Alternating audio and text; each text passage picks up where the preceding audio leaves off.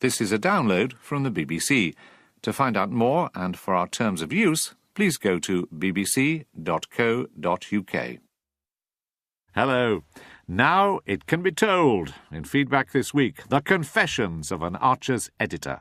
We had a storyline which we debated at some length, and I'm not going to tell you the details of it, but it was about a murder, beautifully executed by one of our writers, much debated, didn't want it on the network. Fine, I just threw it away over my shoulder. It is the controller's right and privilege to do that.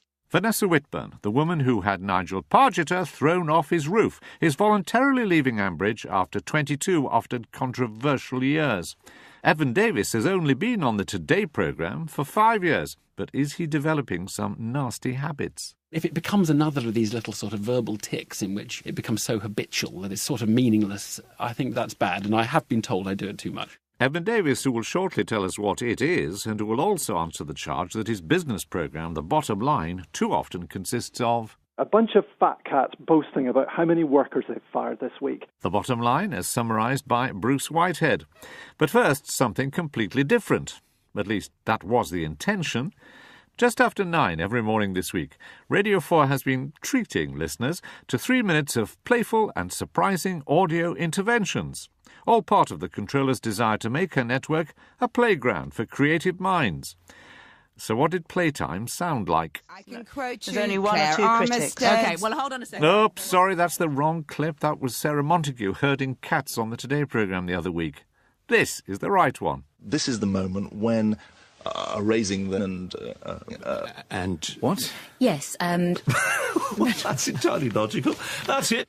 Good morning. OK. Actually, 11,000 people hear the same thing. So was it, in the words of the controller, playful and surprising?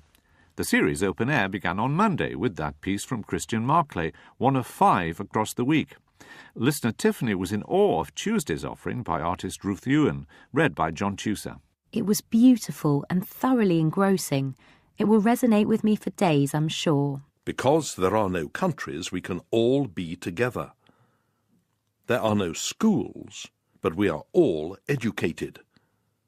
There is no government, no laws, no prisons, no weapons, no violence, no criminals, no gangs. But many, many, many more of you remain definitely unimpressed, not to say baffled, especially when there was no continuity announcement on the first day to explain what was going on.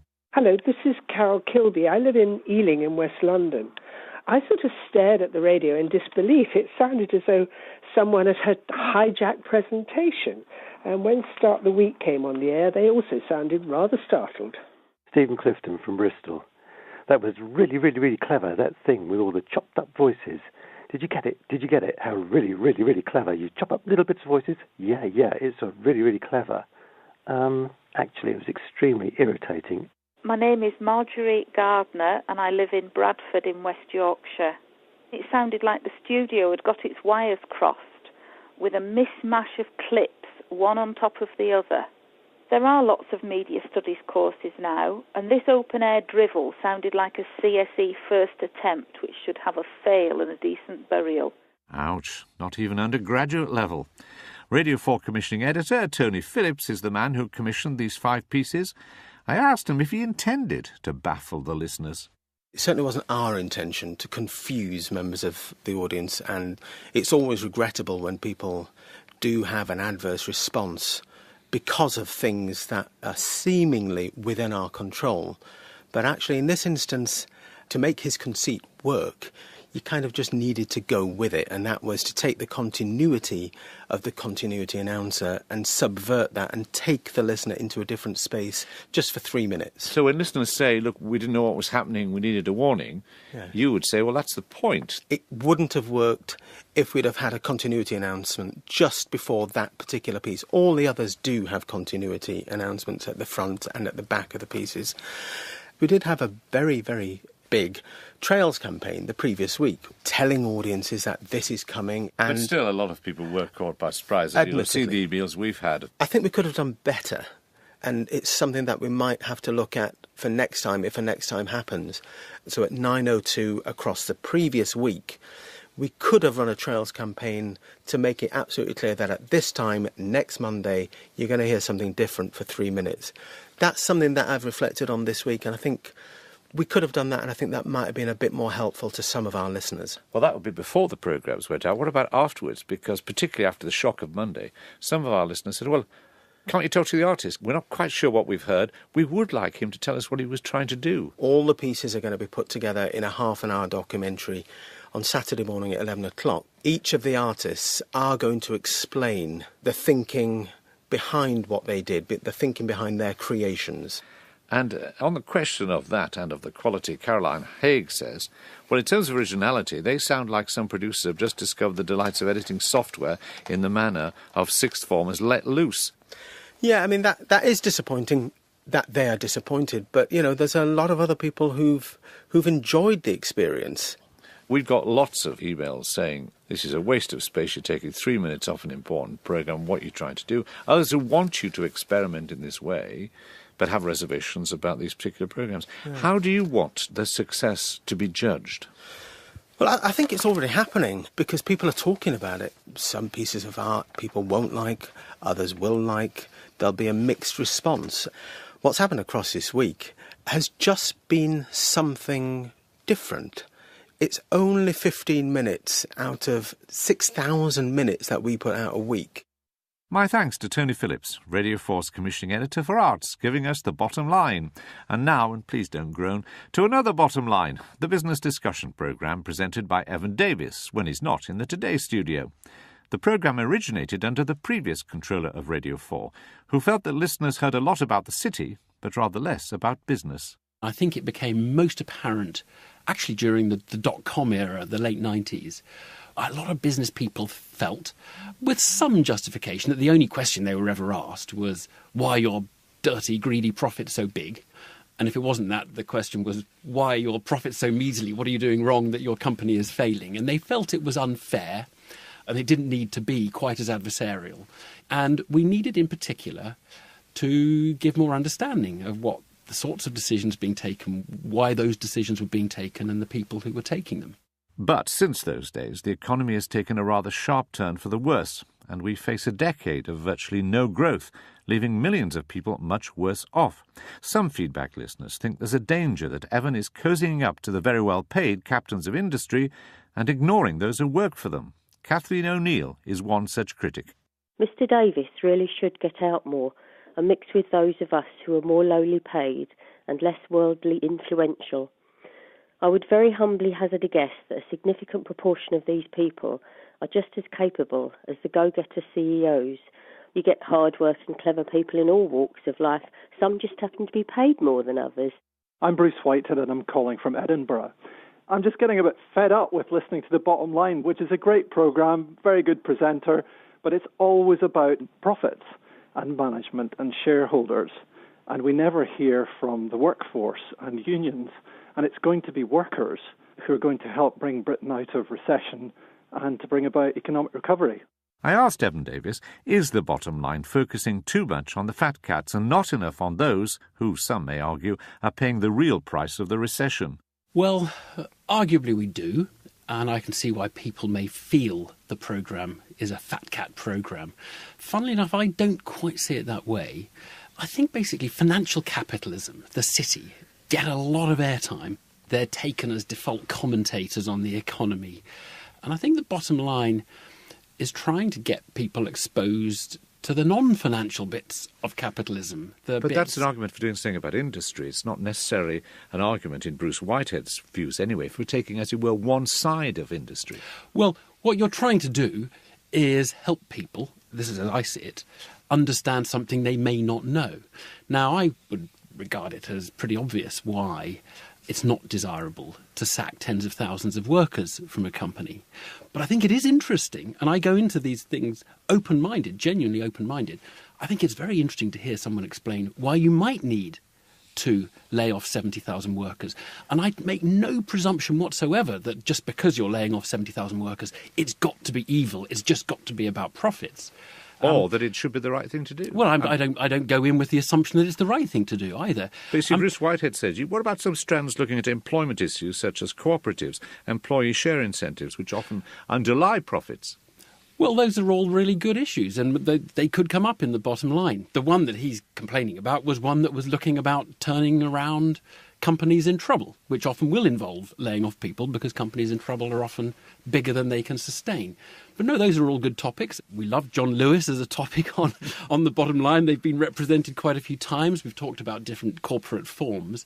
But of course, all of that agenda does lead to frustrations that the voice of ordinary people isn't being expressed loudly enough. And we do need to make sure that questions ordinary people want to ask are asked, but not at the expense of every other question. But let me just make a defence of the Bottom Line. I think it's more interesting to hear about chief executives and their world. I think that's more enlightening to the average person because we don't get to meet them very often. No, we do get to meet colleagues and workers with their everyday concerns and complaints. But you know what there is? There is this tremendous anger among ordinary people who've had their wages frozen for I don't know how long and therefore in real value going down, a significant element of unemployment. And they see people, well, like Adam Crozier you've just had on, who's just had some more shares voted, a very significant pay rise, are making millions. Yep. And a lot of people want you actually to represent the ordinary people. Yep. And say to them, this is scandalous. And that's a really important point. And I know why people hate the programme, or a few people hate the programme for that reason. Well, you like your programme as well, I have to admit. If you turn up to a boxing match and you see two people having a cup of tea, it's very frustrating. And so the really big question for the Bottom Line, and indeed a question way beyond business programmes, is whether every programme should be challenging the guests on the issues on which you can challenge them, or whether there is space on Radio 4 for not challenging but simply interrogating guests and finding out their perspective. Now, it is true the Bottom Line has taken the approach that there's a bit of challenge, there's some teasing, some more serious challenging on occasion, but that the programme is basically in the format of a convivial discussion, conversation. And I can see how that would frustrate some people. Well, let's ask you about a programme which is not often full of convivial discussions and certainly is full of challenging interviews. And about the interviewing style you've adopted on today, and in fact today's interviewing style, there are people who think it's magnificent. You keep winning awards, it's large audiences. There are a lot of people who get very frustrated by the numbers of interruptions. And I wonder if what's going on is this. When somebody starts their answer, you know what the rest of the sentence contains. Intellectually you're impatient, so you intervene. But the audience doesn't necessarily know what was going to be in the rest of the sentence. I think there might be something in that, yeah. And I think that would probably account for some, that we are a bit closer to the argument, and so we're more impatient than the listener is. And that might be some of the interruption. I think and hope when I interrupt that it's when I can hear we're about to get some lengthy diversion or obfuscation. And it's really an impatience with, look, we haven't got very much time here. I don't want to hear something which is just going to take another minute to say something rather banal and slightly off the point. A final question. Sometimes at the end of an answer, you'll tell people what they've told you. There are all sorts of habits that we get stuck in, and it's how we say thank you. I used to say thank you very much indeed, and then people were saying you always say thank you very much indeed. I didn't even know I was doing it, and it was kind of a sort of almost a verbal tick. One of mine, I have been told, is upsumming in a few words what the person has just said. That can be quite a good thing. I think it's one of those indications that I've been listening to what they've been saying. But if it becomes another of these little sort of verbal ticks in which it becomes so habitual that it's sort of meaningless, I think that's bad. And I have been told I do it too much. The ever-courteous Evan Davis. Do let me know what you think of business reporting on Radio 4, or in fact anything else you've loved or loathed this week. You can write to feedback, P.O. Box 67234, London SE1P 4AX, or leave a phone message on 03 333 444 544. Standard landline charges apply, but it could cost more on some mobile networks. Or, of course, you can send an email to feedback@bbc.co.uk. All those details are on our website. Now it must be about time for another playful and surprising audio intervention. And I think what we hope most of all is that choice. Oops, sorry, wrong clip again. Should be this one. In the middle of a modern metropolis such as New York, you're surrounded, bombarded even, by all the sounds of 21st century life. Wherever there are people and machines, there's noise. After Neil McGregor's The History of the World in 100 Objects comes Noise, A Human History, a 30-part series in which Professor David Hendy explores history through sound. And to announce its arrival, every lunchtime for 6 weeks, it has a signature tune made up of noises.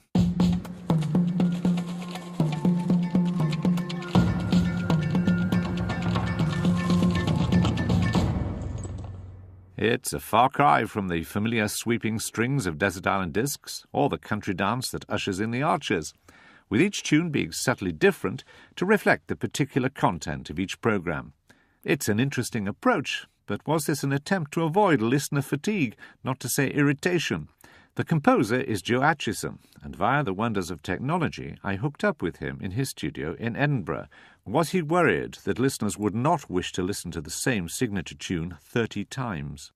That was actually very much part of the thinking of trying to do something that's a little bit fresh every day. And I know that there are going to be people who don't like it, but I suppose at least this way, the people that hate it will find a new way to hate it every day. Could you give us a couple of examples then? Perhaps play us the signature tune of the first or second programme, and then one later on in the series, so that we can sense both the difference and the connection between them. OK.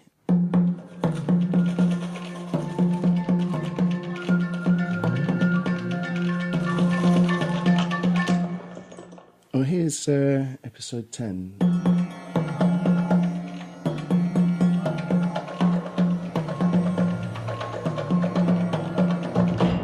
Now, we can hear the drums in that. What else can we hear in the background? I can't quite identify. There's a sitar right. In episodes 5 to 10.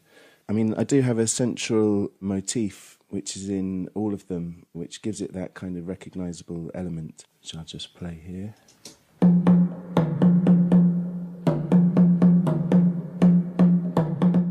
That's a talking drum from Ghana, which is actually saying the name of the programme, sort of like a form of Morse code, but with drums that was used to communicate in Africa since time immemorial. Have you heard anything which has really surprised you that you'd never heard before as a result of making this series? One of the things that's amazed me is recordings that have come through of instruments that still exist, such as lithophones in Togo, which are little sets of stones tuned to different pitches, just being struck. Stones?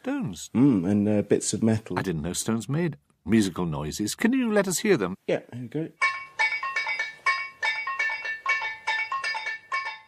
Will you listen differently from now onwards? I mean, the things we hear are the things, in a way, we are attuned to hear, and we miss so much. Do you think this series will make us listen in a slightly different way?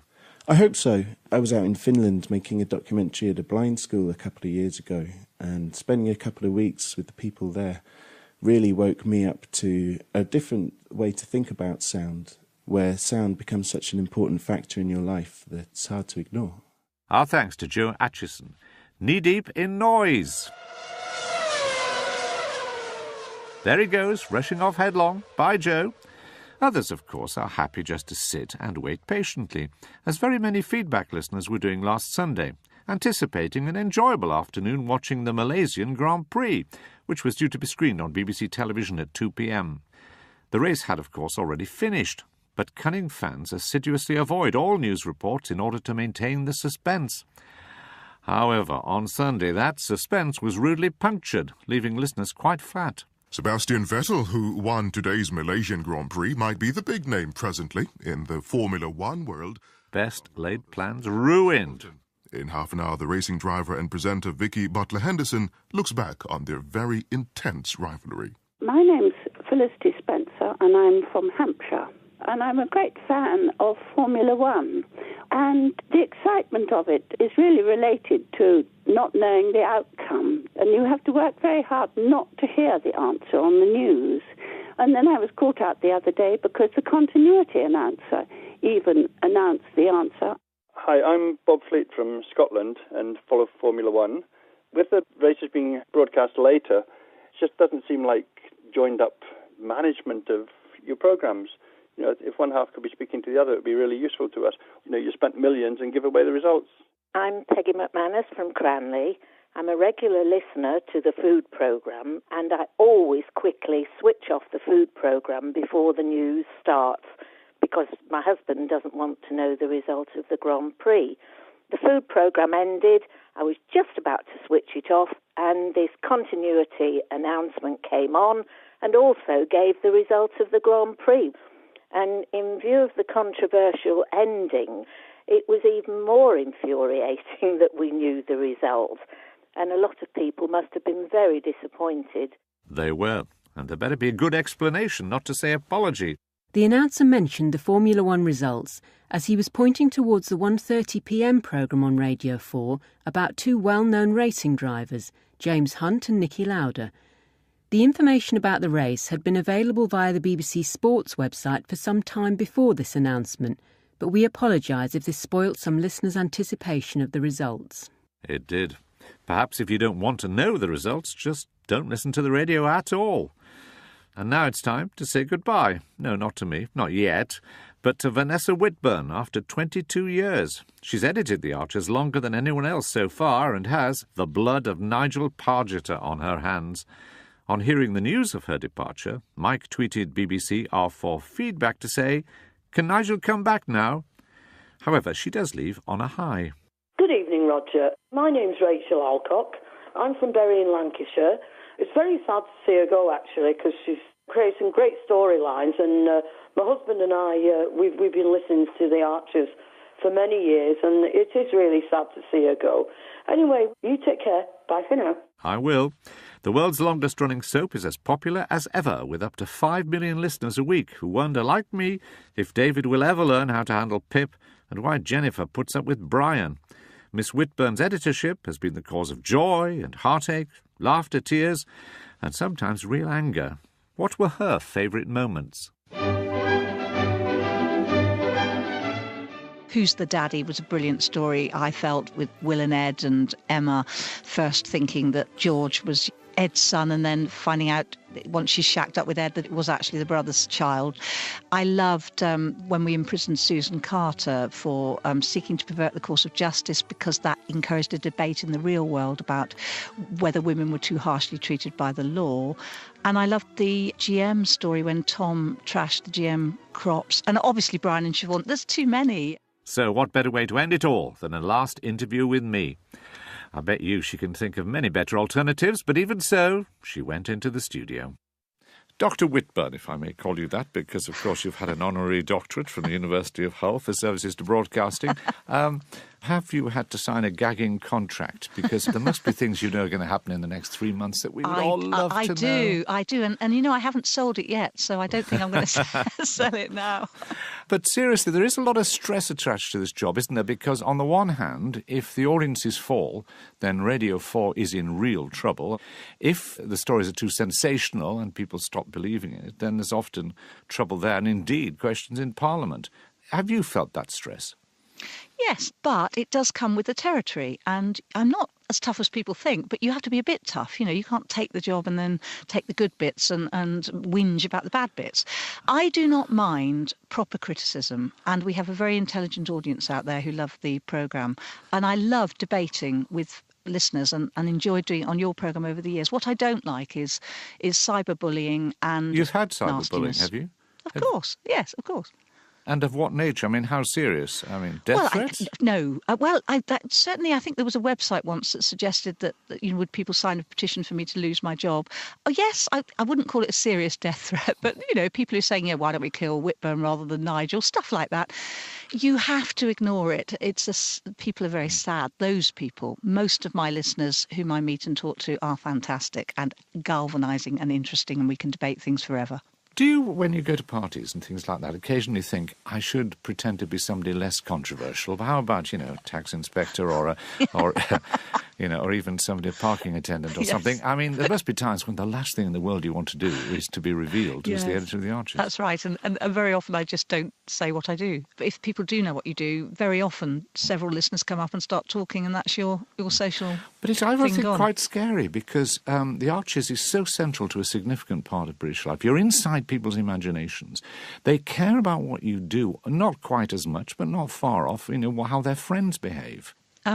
I don't think you should be doing the job if you worry to that extent. I mean, what I do and did all my career with the Archers to make sure that you didn't have that worry is to make sure that we debated the big stories. And after all, we have 10 to 12 excellent writers, plus a few of the production team. They all have amazing creativity and ability. And we put these ideas into the middle of the table and we dissect them. And we always start with character. You say, I think she isn't a nice person. And someone else will say, oh, I don't agree with you there. You know, I think the person's behaving perfectly well.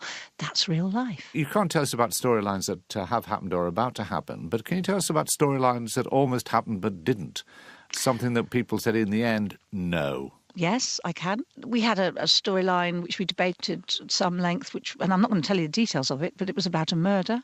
And I pointed out to the then controller, who didn't want to do it. I think the phrase that the person used was not on my network. I pointed out that there had been, if not a murder, there had been certainly a manslaughter in the 50s with Tom Forrest. Older listeners may remember that he got banged up for it for a while, but then was miraculously released because they weren't so concerned with research in those days. But we were doing a murder, and beautifully executed by one of our writers, much debated, didn't want it on the network. Fine, I just threw it away over my shoulder. It is the controller's right and privilege to do that. Every so often, they don't do it very often. And they didn't get rid of the brief encounter storyline, which some people thought was, hold on, that was quite nicely done. It was a bit of fun, but it wasn't quite in the Ambridge style. Isn't that interesting? Yeah.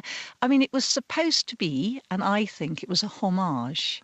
And I thought it was quite subtle, actually, in the sense that there were very few actual direct lines from Brief Encounter. And we were using our plot, you know, Lillian and Paul and Cheltenham, where they often used to meet. So I quite liked it, but I think this is a matter of taste, really.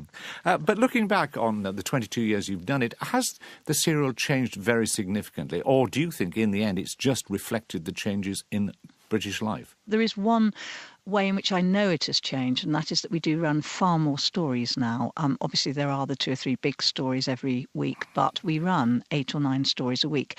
If you analyse the scripts from the 1950s, they were running 2 or 3 stories a week. So life is faster, but of course it is, isn't it? And no regrets about Nigel falling off the roof? No, not really. I thought it was a good story. I have a regret that several people didn't enjoy it. But no regrets about the longest, most blood-curdling cry in radio history. No, that was my fault. I mean, I directed it, you know, and I put a bit of echo on it and increased it. And only on Radio 4 would you have mathematicians coming out of the woodwork telling you that something to do with the trajectory meant that it was as high as Salisbury Cathedral. Vanessa Whitburn, the woman who kept the secrets. So, it's goodbye from her, and goodbye from me. Goodbye. Series Open Air began on Monday with that piece from Christian Marclay, one of 5 across the week. Listener Tiffany was in awe of Tuesday's offering by artist Ruth Ewan, read by John Tusa. It was beautiful and thoroughly engrossing. It will resonate with me for days, I'm sure. Because there are no countries, we can all be together. There are no schools, but we are all educated. There is no government, no laws, no prisons, no weapons, no violence, no criminals, no gangs. But many, many, many more of you remain definitely unimpressed, not to say baffled, especially when there was no continuity announcement on the first day to explain what was going on. Hello, this is Carol Kilby. I live in Ealing in West London. I sort of stared at the radio in disbelief. It sounded as though someone had hijacked presentation. And when Start the Week came on the air, they also sounded rather startled. Stephen Clifton from Bristol. That was really, really, really clever, that thing with all the chopped up voices. Did you get it? Did you get it? How really, really, really clever. You chop up little bits of voices. Yeah, it's really, really clever. Actually, it was extremely irritating. My name is Marjorie Gardner, and I live in Bradford in West Yorkshire. This is a download from the BBC. To find out more and for our terms of use, please go to bbc.co.uk. Hello. Now it can be told. In feedback this week, the confessions of an Archer's editor. We had a storyline which we debated at some length, and I'm not going to tell you the details of it, but it was about a murder, beautifully executed by one of our writers, much debated, didn't want it on the network. Fine, I just threw it away over my shoulder. It is the controller's right and privilege to do that. Vanessa Whitburn, the woman who had Nigel Pargeter thrown off his roof, is voluntarily leaving Ambridge after 22 often controversial minutes of playful and surprising audio interventions, all part of the controller's desire to make her network a playground for creative minds. So what did playtime sound like? I can quote you, There's only one Claire or two critics. Armistead. Okay, well, hold on a second. Nope, sorry, that's the wrong clip. That was Sarah Montague herding cats on the Today programme the other week. This is the right one. This is the moment when raising them and what? Yes, Well, that's entirely logical. That's it. Good morning. Okay. Actually, 11,000 people hear the same thing. So was it, in the words of the controller, playful and surprising? This years. Evan Davis has only been on the Today programme for 5 years, but is he developing some nasty habits? If it becomes another of these little sort of verbal tics in which it becomes so habitual that it's sort of meaningless, I think that's bad, and I have been told I do it too much. Evan Davis, who will shortly tell us what it is, and who will also answer the charge that his business programme, The Bottom Line, too often consists of a bunch of fat cats boasting about how many workers they've fired this week. The Bottom Line, as summarised by Bruce Whitehead. But first, something completely different. At least that was the intention. Just after 9 every morning this week, Radio 4 has been treating listeners to 3